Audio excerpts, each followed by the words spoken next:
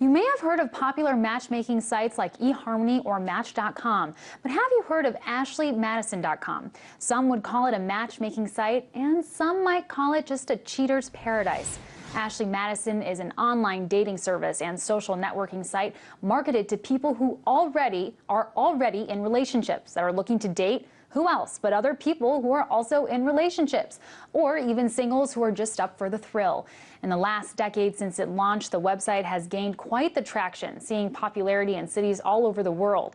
And if you're curious to know the top cheater-friendly websites in the cities in the U.S., you're in luck. The website has just released its latest list of top 10 mistress cities. And surprisingly, in the #1 spot is Phoenix.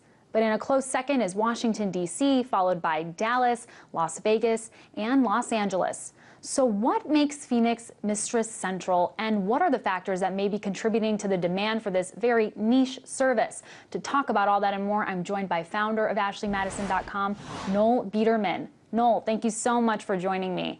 So, Thank you for having me. Phoenix is #1 on this list, beating out both Washington, D.C. and Las Vegas, which I think most people would expect to have taken the top spots. Why does the city of Phoenix seem to be the headquarters for homewreckers? You know, it was interesting. You know, the Phoenix rise, if you will, was surprising to me too. But when I looked at the data a little further, we found that there was the mistress phenomenon, but with an aged effect, right? You had a lot of mistresses in their 30s and 40s looking to date older men. You know, we do have what we affectionately call our Viagra generation on Ashley Madison, men in their 60s, even in their 70s using the service, and clearly what they're looking for is someone at least younger than them. I think Phoenix kind of fits that mold more so than any other city in America. Well, let's talk about the Ashley Madison website more generally, because it now boasts more than 20 million members across 6 continents. Are you surprised by how quickly it's grown, and what factors are really contributing to its demand, do you think? You know, I would like to take all the credit for our worldwide success, but ultimately I think it says more about the human condition than about me as a business lead. You know, infidelity crosses both genders, every socioeconomic group, every ethnic group. There's really nobody that's immune to possibly wanting to have affairs, even in places where it's prohibited by law, and even worse, people still do it because it's that much of a biological drive. And so I think that's what is at its core. We call ourselves a monogamous society, but when we really take a long look at it, we tend to be much more of a non-monogamous society, just paying lip service to the event. And Noel, how would you describe the demographic of people who sign up for this, male versus female, single versus married? Yeah, I think really interestingly, you know, I'm in this for the business, and I don't make any bones about that, but we've become a really interesting repository, almost for cyber anthropologists to take a look at the infidelity phenomenon, because before the internet, you really couldn't tell who was cheating, right? People who are cheating aren't putting their hands up in the air. So we're really the first service of its kind that can tell you, listen, it is your neighbors, it is your best friends. It's not just politicians and athletes. And so it turns out that, you know, women cheat at about a 40% rate, men at a slightly higher rate.